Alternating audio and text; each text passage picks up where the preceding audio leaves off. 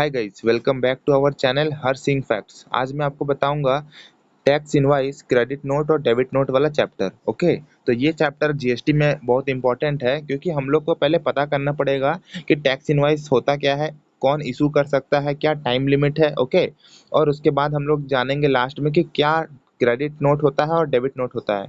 तो ये है हमारा आज का टारगेट। तो शुरू करते हैं। सबसे पहले टैक्स इनवाइस क्या होता है। तो आप लोग जब भी सामान खरीदने जाते हैं तो आपको कुछ लिस्ट देता होगा ना सामान का, और वहाँ पर रेट लिखा हुआ रहता होगा। तो वो हो गया आपका क्या, इनवाइस। अब वो इनवाइस कौन इशू कर सकता है? तो वो बंदा इशू कर सकता है ना जो कि रजिस्टर्ड पर्सन है और वो सप्लाई कर रहा है गुड्स और सर्विस का।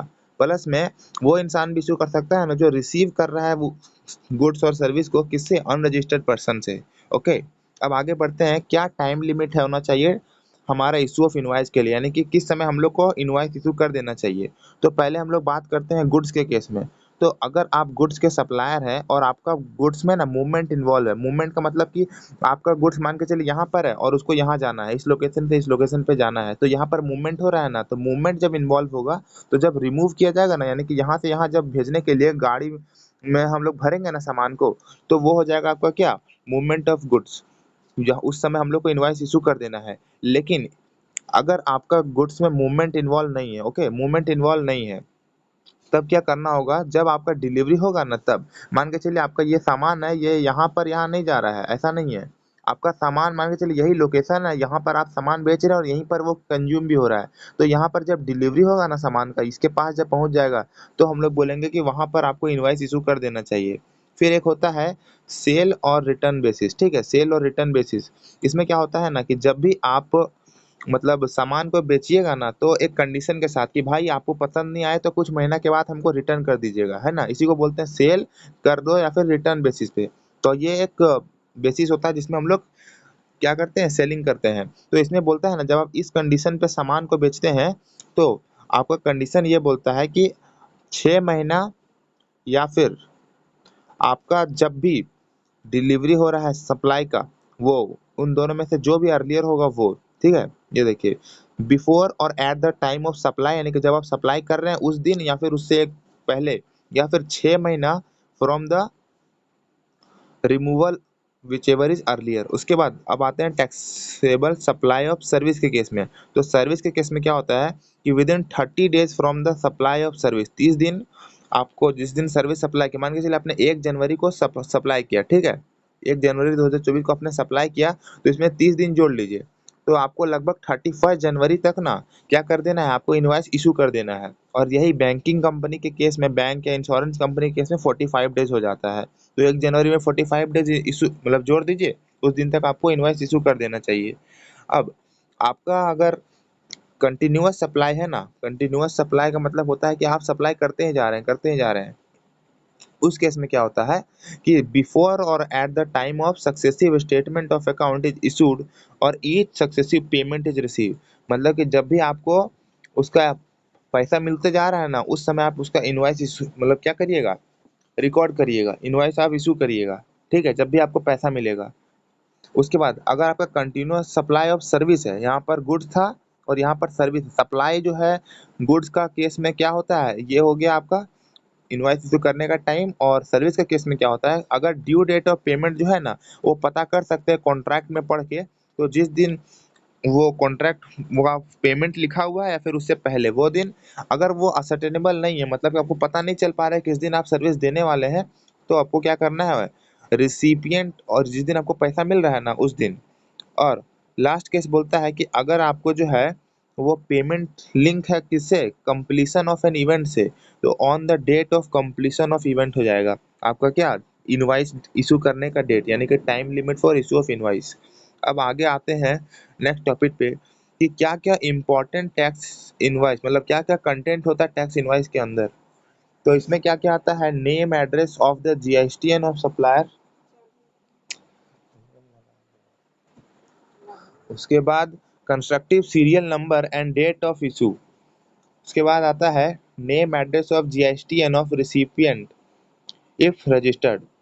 ये सब आपका जो है time, total value of supply कितना कितना क्वांटिटी है, डिस्क्रिप्शन एचएसएन हो गया, टैक्सेबल वैल्यू कितना है, रेट कितना लग रहा है, amount of tax charge, place of supply क्या है, एड्रेस क्या दिया हुआ है अलग अलग प्लेस ऑफ सप्लाई का, tax on reverse charge basis पे, फिर सिग्नेचर चाहिए, उसके बाद क्यूआर कोड अगर है आपका एम्बेडेड आईआरएन में, ओके। तो ये सब चीज़ कुछ चाहिए रहता है अगर आप इनवॉइस इशू करना चाह रहे हैं, ठीक है। जब भी आप इनवॉइस इशू करते हैं तो इनमें से कुछ कुछ चीज़ उसमें रहना चाहिए। ऐसा नहीं कि सब कुछ ही रहेगा, लेकिन कुछ कुछ रहना चाहिए। अब आगे देखते हैं कि क्या मैनर है इशू ऑफ इनवॉइस के लिए। तो इसके लिए मैनर बताते हैं कि सप्लाई ऑफ गुड्स के केस में क्या होता है, ट्रिपलेट होता है, और सप्लाई ऑफ सर्विस के केस में डुप्लीकेट होता है। मतलब कि आपको 3 तरह का इनवॉइसेस को रखना पड़ेगा अपने पास में, ठीक है। किस तरह का इनवॉइस आपको रखना है? 3 तरह का। एक तो ओरिजिनल कॉपी आपको रखना है, उसके बाद आपको डुप्लीकेट कॉपी रखना है, और उसके बाद ट्रिपलेट कॉपी रखना है। फिर डुप्लीकेट कॉपी रखना है सब सर्विस के केस में, ओरिजिनल कॉपी ऑफ रिसिपिएंट और डुप्लीकेट कॉपी ऑफ सप्लायर। फिर the serial number of the invoice issued during a month quarter shall be furnished electronically.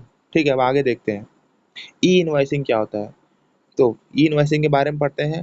तो बोलता है ना कि class of person mandatorily required to issue e invoice. E invoice मतलब कि online invoice, मतलब कि आपके पास कंप्यूटर है, ठीक है, ये कंप्यूटर है, ठीक है, इसी में आप जनरेट कर रहे हैं अपना जो भी आपने सामान बेचा है ना, वो सामान के बारे में यहाँ पर कंप्यूटर के जरिए जनरेट कर रहे हैं। तो ये हो गया ई इनवॉइस, ऑनलाइन आप जनरेट कर रहे हैं। अब देखिए इसमें क्या होता है कि किसको जो है मैंडेटरी है, मतलब एकदम पक्का उसी को करना है ई इनवॉइस में।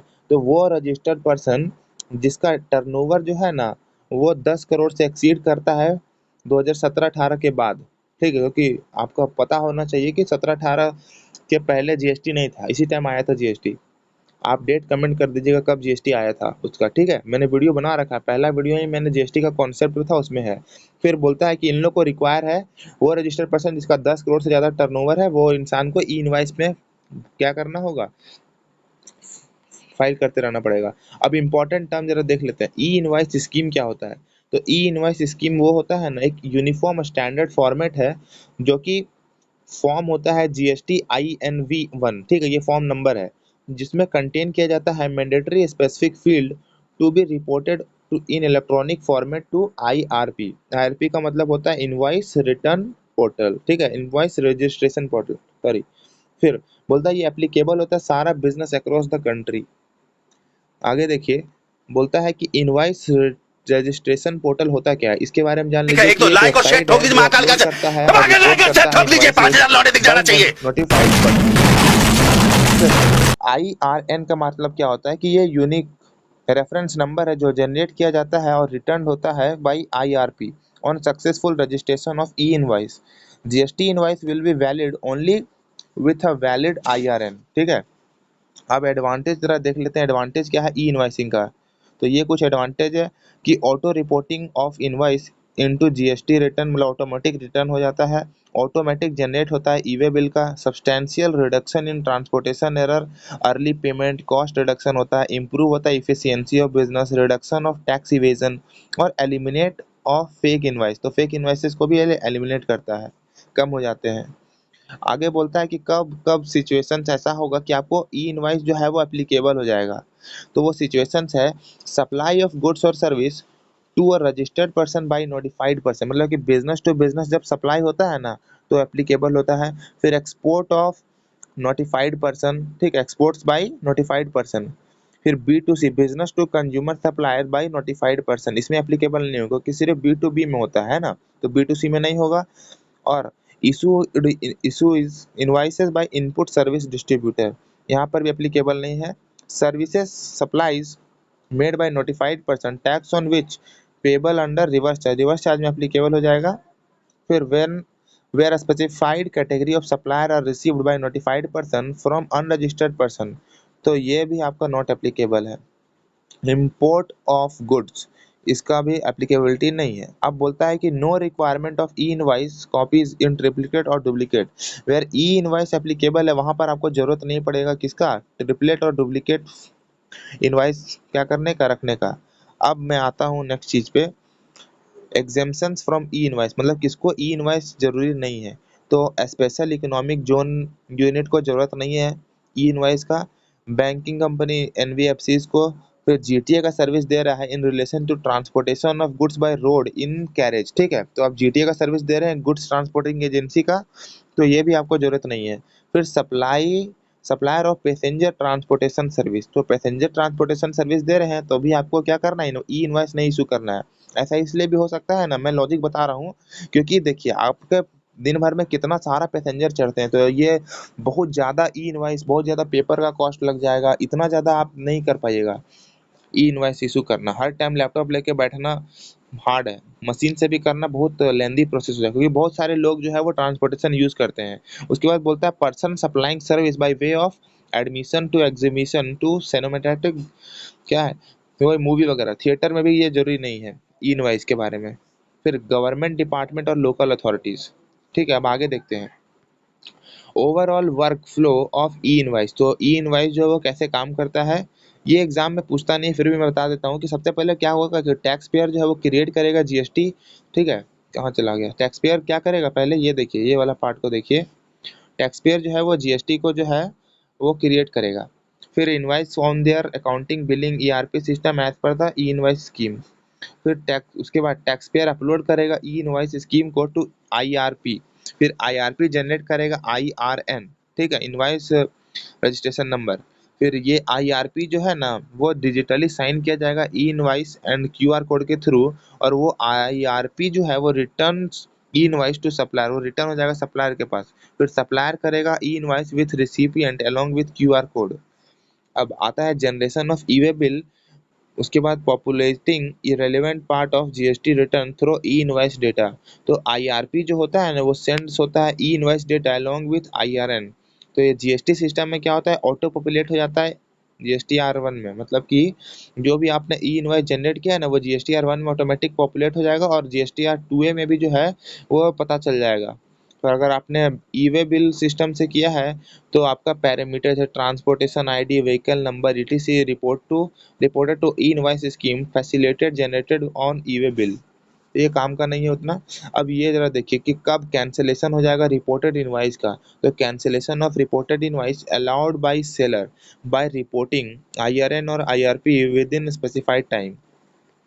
Amendment on reported invoice.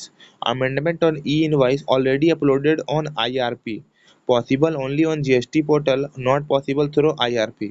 ठीक है। अब रिवाइज टैक्स इनवाइस क्या होता है, तो revise tax invoice to be issued in respect of taxable supplies effected during this period. Effective date of registration और date of issuance of certificate of registration. तो आपको वहाँ से रिवाइज टैक्स इनवाइस भेजना पड़ता है। ठीक है, क्योंकि आपने जिस दिन रजिस्ट्रेशन लिया उससे पहले भी तो आपने सामान सप्लाई किया होगा, तो उसके लिए आपको रिवाइज टैक्स इनवाइस भेजना पड़ेगा। फिर एक आता है कंसोलिडेटेड रिवाइज टैक्स इनवाइस। तो ये क्या होता है ना, इसको हम लोग तब इशू करते हैं ना जब टैक्सेबल सप्लाईज मेड किया जाता है अनरजिस्टर्ड रिसिपिएंट को। ठीक है, अनरजिस्टर्ड रिसिपिएंट को जब देते हैं ना कोई सामान जो रजिस्टर्ड नहीं है, तो हम लोग को कंसोलिडेटेड रिवाइज टैक्स इनवाइस देना पड़ेगा।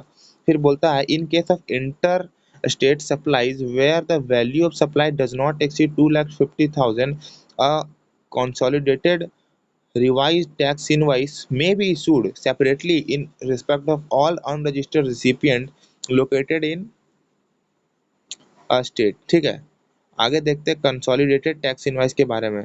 ये बोलता है ना कि आपको कंसोलिडेटेड टैक्स इनवाइस इशू करना चाहिए, मतलब कि नॉर्मल टैक्स इनवाइस इशू करने की जरूरत नहीं है। अगर आपका वैल्यू ऑफ सप्लाई 200 से कम है, रिसिपिएंट अनरजिस्टर्ड और उसको नहीं चाहिए आपका इनवाइस, तो आप कंसोलिडेटेड टैक्स इनवाइस भेज सकते हैं, मतलब इशू कर सकते हैं।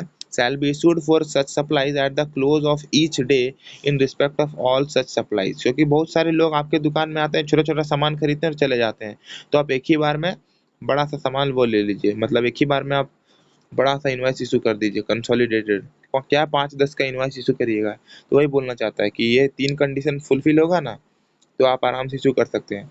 फिर bill of supply, registered person supplying exempted goods और सर्विसेज और both paying tax under composition leeway, तो उसको टैक्स इनवॉइस इशू नहीं करना है, उसको बिल ऑफ सप्लाई इशू करना है। ठीक है, अगर आप कॉम्पोजिशन स्कीम में हैं और या फिर एग्जेम्प्ट सप्लाई पास कर रहे हैं तो आपको बिल ऑफ सप्लाई देना है, इनवॉइस नहीं, टैक्स इनवॉइस नहीं। फिर रिसिप्ट वाउचर के बारे में, अगर रिसिपिएंट ने दिया है सप्लायर को एडवांस, ठीक है, तो सप्लायर इसको रिसिप्ट वाउचर देगा। ओके, आते हैं where at the time of receipt of advance rate of tax nature of supply is not determinable. तो where at the time of receipt of advance rate of tax is not determinable, अगर determinable नहीं है ना rate of tax, तो आपको जो है वो 18% का रेट लगाना है। और नेचर ऑफ सप्लाई वो हमेशा इंटर स्टेट होगा, ठीक है, इंटर स्टेट, ये आपका बाय डिफॉल्ट है, ठीक है, जब नहीं पता चल पाएगा क्या है नेचर। उसके बाद बोलता है रिफंड वाउचर, ये जो है क्या होता है, अगर सब रिसिपिएंट ने पहले एडवांस दिया, इसने इसको रिसीव्ड वाउचर दिया, बट इसने सप्लाई नहीं किया, सप्लायर ने इसको सामान नहीं दिया और ना ही टैक्स इनवाइस दिया, तो ये बंदा तो ना ये बंदा बोलेगा कि मुझे रिफंड वाउचर दे, तो ये इसको रिफंड वाउचर दे देगा। ओके, आगे आते हैं invoice and payment voucher to be issued by recipient of supplies liable to pay tax under reverse charge. Payment voucher, तो पेमेंट वाउचर क्या होता है कि वेयर रिसिपिएंट इज रजिस्टर्ड तो receives the suppliers taxable on reverse charge basis. ये आपको sections बता रखा है, यहाँ पेमेंट वाउचर इशू करना है और यहाँ पर आपको इनवाइस इशू करना है, ठीक है, रजिस्टर्ड पर्सन हो तो। आगे देखिए क्रेडिट नोट और डेबिट नोट क्या होता है। तो क्रेडिट नोट क्या होता है कि वेयर वन और more tax invoices have been issued for supply of goods और सर्विस और बोथ, और टैक्सेबल वैल्यू इनवाइस का ना वो ज़्यादा है, या फिर टैक्स आपने जो चार्ज किया है वो ज़्यादा है सप्लाई के मुकाबले, तो इस केस में या फिर गुड्स आपने ज़्यादा दे दिया है या फिर गुड्स रिटर्न हो रहा है। वेयर द गुड्स और service supplied are found to be deficient, कम भी दे दिया है आपको, तो आपको क्रेडिट नोट देना है। और ठीक इसका उल्टा यहाँ पर है, डेबिट नोट में टैक्सेबल वैल्यू ऑफ इनवाइस कम रहता है, ठीक है, और टैक्स टैक्स चार्ज इनवाइस में वो भी कम रहता है, तो यहाँ पर आपको डेबिट नोट देना। तो registered supplier of goods service में इशू वन और more debit note for supplies made in a financial year recipient of goods तो और बोथ सर्विसेज को, ठीक है। तो आप एक बार देख लीजिएगा, ये चैप्टर खत्म हो गया। थैंक यू गाइस, सब्सक्राइब जरूर करिएगा हर सिंह फैक्ट्स को।